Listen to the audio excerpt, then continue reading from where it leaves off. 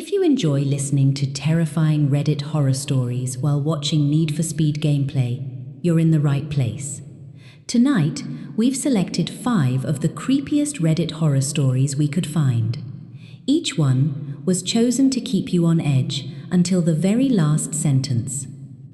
Turn down the lights, get comfortable, and let's begin with our first story.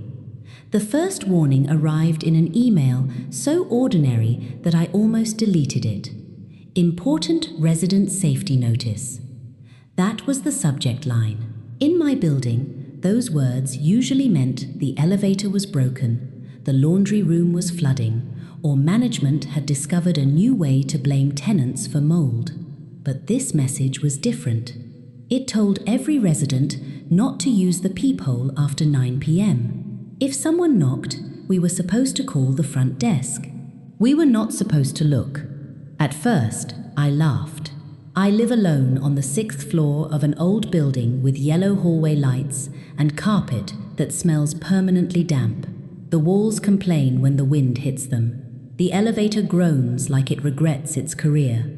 A weird email was hardly the strangest thing about that place. Then, at 9:42, someone knocked. 3 soft taps, not urgent, not polite, measured. I walked toward the door before I remembered the email. My eye was already close to the peephole when my phone buzzed with a second warning. Residents are reminded not to use their door viewers after 9 p.m. If you have already looked tonight, remain inside your unit and do not answer the door. I froze. From the other side of my door, a voice whispered, "You have not looked yet." I backed away so quickly I knocked my keys off the little table by the entrance. I called the front desk. A woman answered in a flat, tired voice and asked one question. "Did you look through the peephole?" I said no. She exhaled like I had just passed a test. "Then do not start now." The line went dead. A minute later, my friend Natalie called. She was breathless. She said my number had sent her pictures I had never taken. The first was of me folding laundry in my bedroom.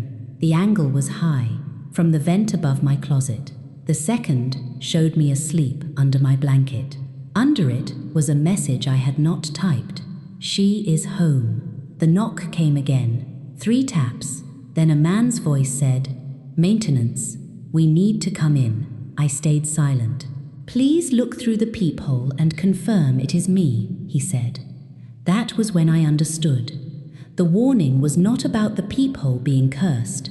It was about proof. If I looked, the hallway light would shift. My shadow would move.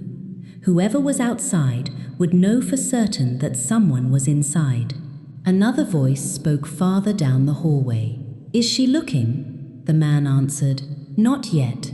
Natalie told me she had called the police. I dragged a chair under the handle, then a table, then anything I could lift. Something metal scraped inside the lock. "We can hear you," the man said. I held my breath. My phone buzzed again. This picture was not from the hallway. It was from inside my kitchen, looking down at me from the vent above the cabinets. I was in the photograph exactly as I was at that moment, crouched behind the counter, phone in my hand, kitchen knife in the other. The hallway went quiet. Then something slid beneath my door. It was a printed photo, not digital, real paper. I did not want to touch it, but I could read the words on the back from where it landed. "You locked him in with you." Behind me, inside the kitchen vent, something breathed. The first story was disturbing, but this next one might make you think twice before entering an abandoned place.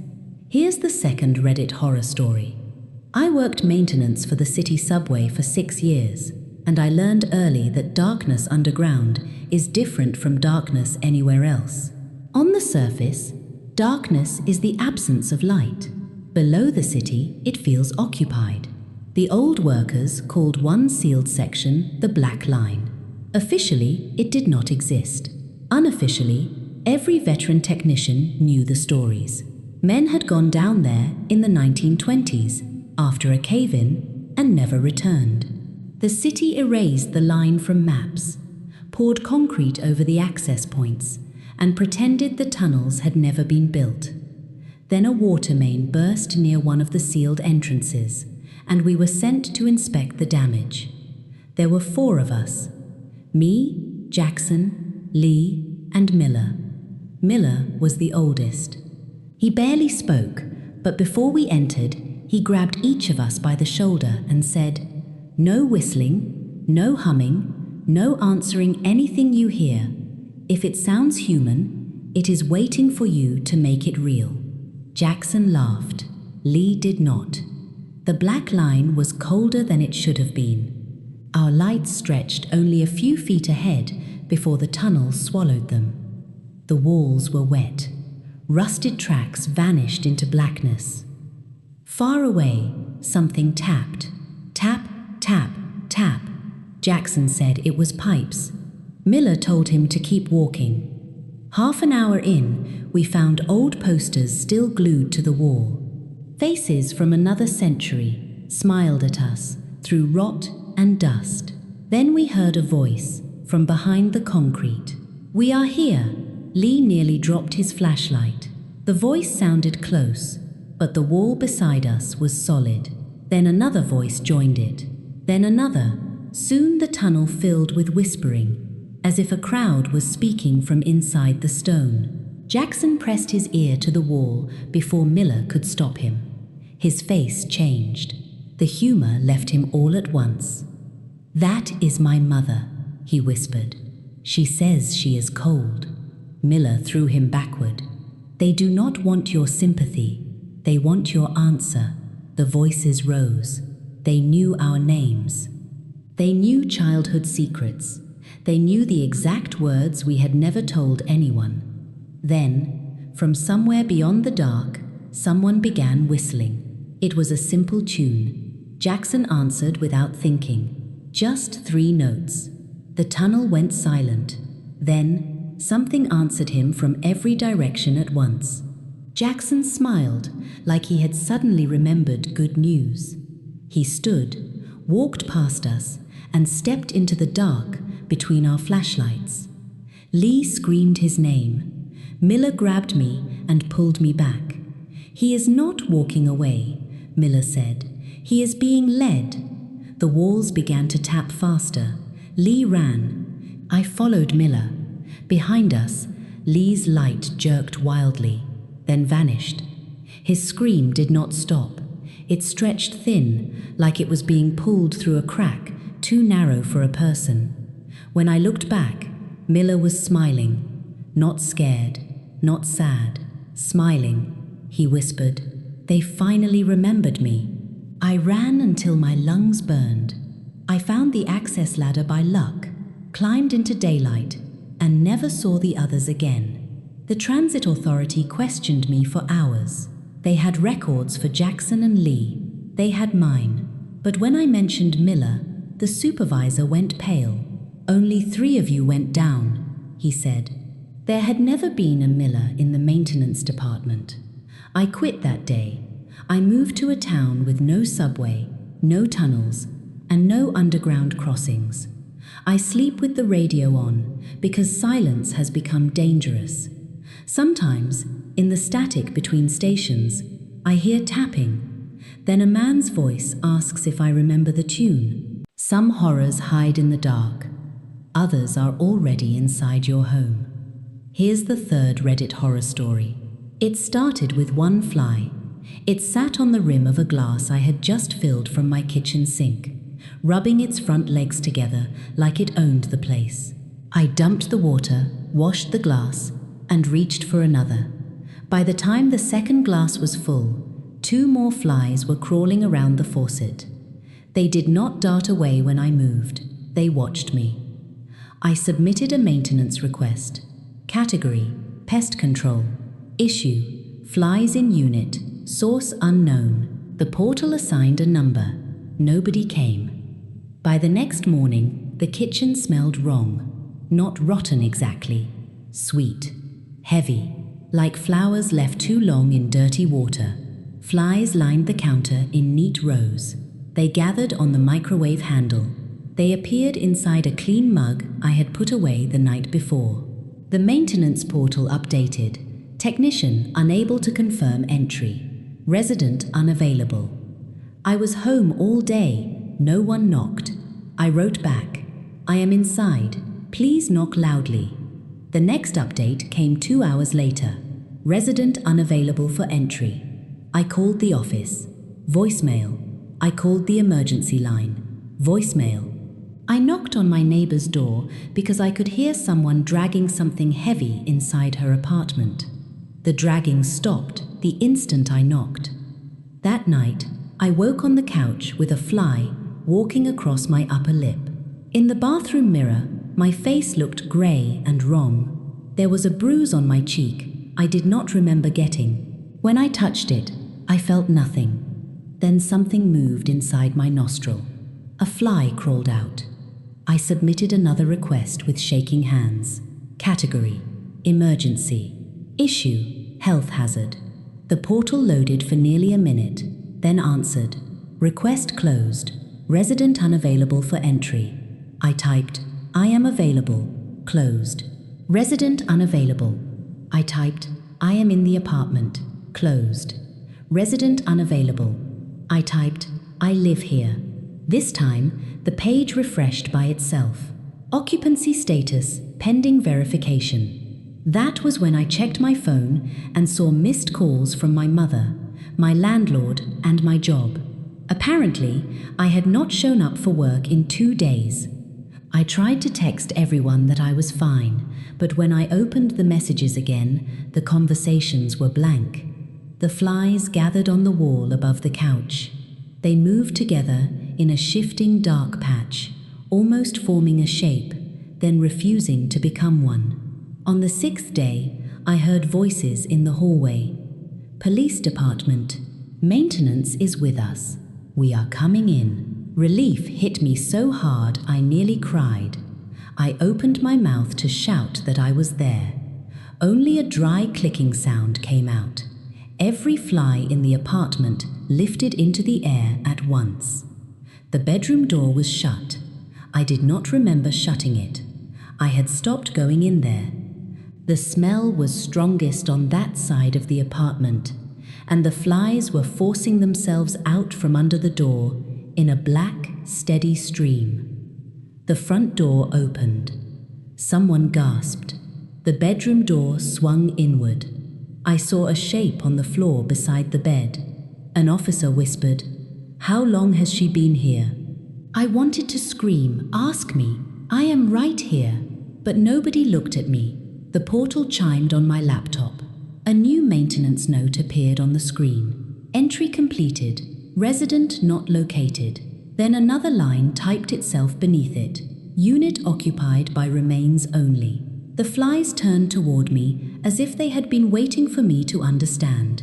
Not every ghost is trying to hurt you, but that doesn't mean you should ever trust one.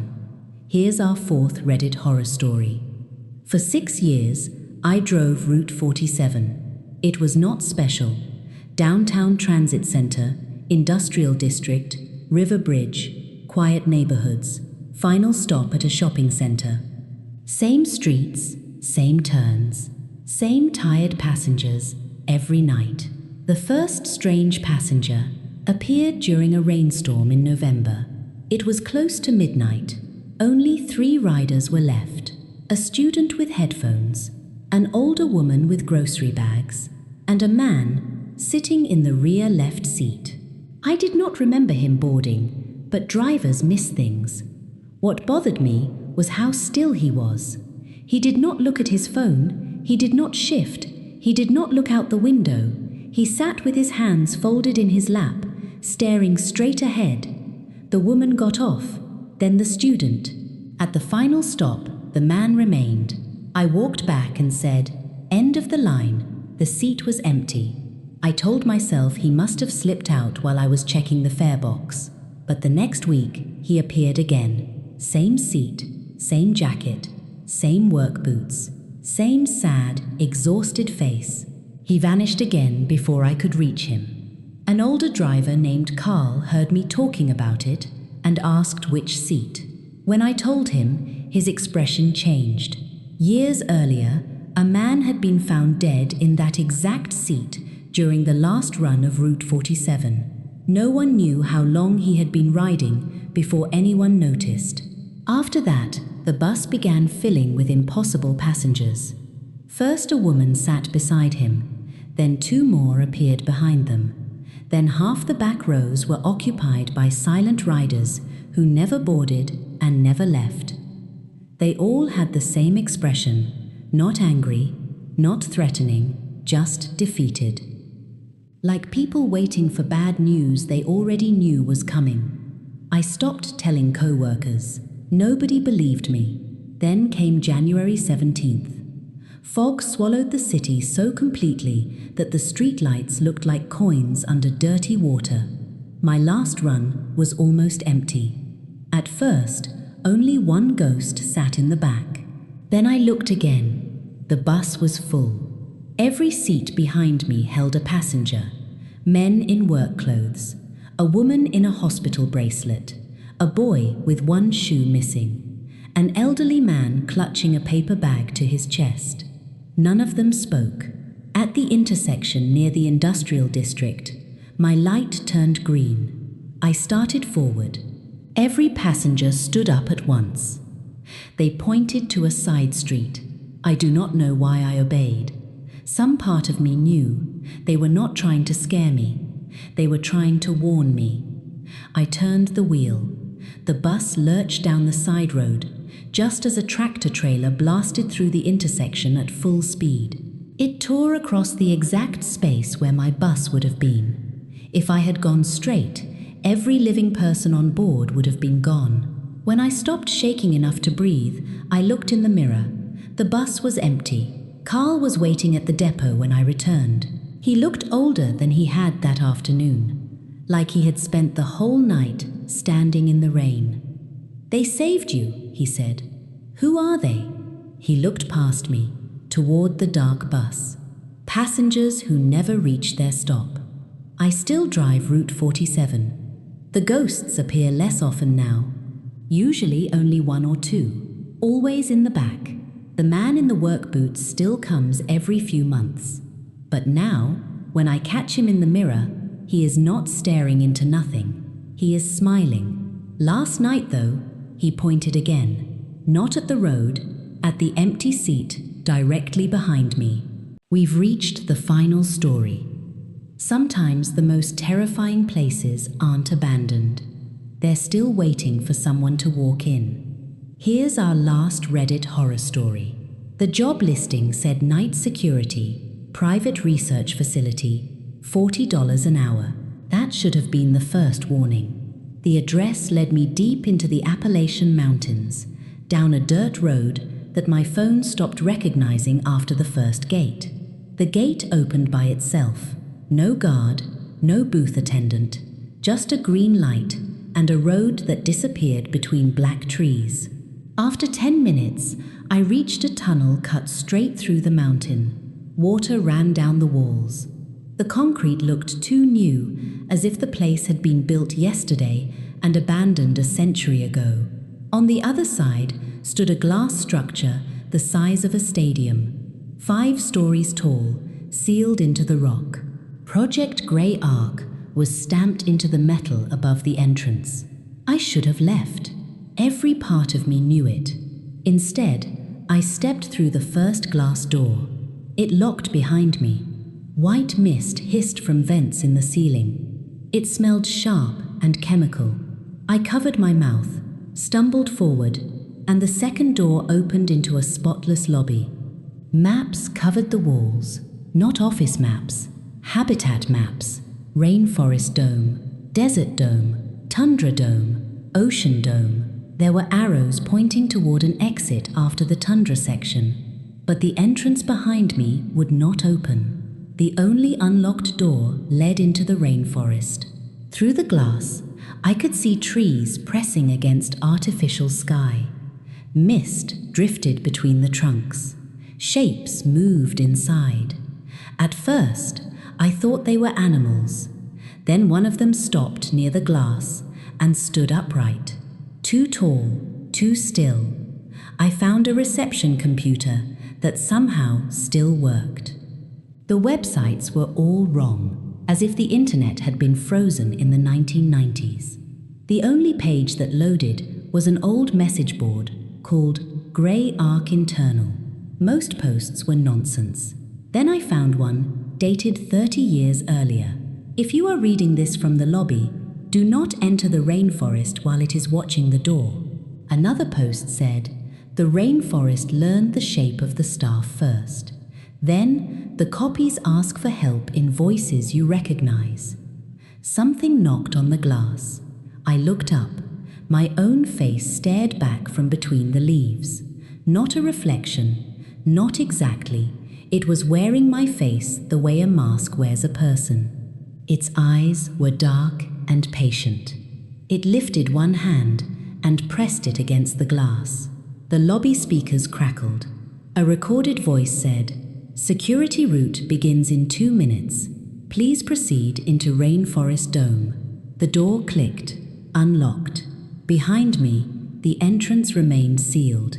Ahead, the rainforest door slid open a few inches, and warm, wet air spilled into the lobby. It carried the smell of soil, flowers, and something old beneath both. From inside, my voice called, "You are late." I backed away and found another post on the message board, newer than the others. It had been written today. My username was on it, though I had never made an account. Subject, first night. Body, I stepped into the rainforest because the thing wearing my face promised it knew the way out. I am typing this from behind the reception desk now. The door is still open. The thing in the trees is patient. It has stopped pretending to be me and started trying on other shapes. My mother, my old boss, a little boy I do not know. Every few minutes, it knocks again, and the computer posts another sentence I have not written. The latest one says, "When he finally enters, leave the lobby wearing him." If you made it all the way to the end, congratulations. Out of tonight's 5 stories, which one disturbed you the most? Let us know in the comments. If you enjoy Reddit horror stories paired with Need for Speed gameplay, don't forget to like the video and subscribe for more. Until next time, stay out of the dark.